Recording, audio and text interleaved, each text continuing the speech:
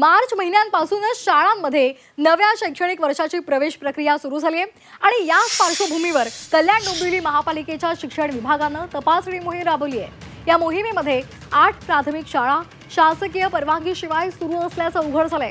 या शाळांनी कोणतीही शासकीय मान्यता घेतलेली नव्हती। पालकांनी आपल्या मुलांचा प्रवेश या शाळांमध्ये घेऊ नये असं आवाहन आता महापालिकेचे उपआयुक्त संजय जाधव यांनी केले। संबंधित शाळांवर कारवाई करणार असल्याचं सुद्धा त्यांनी म्हटलंय।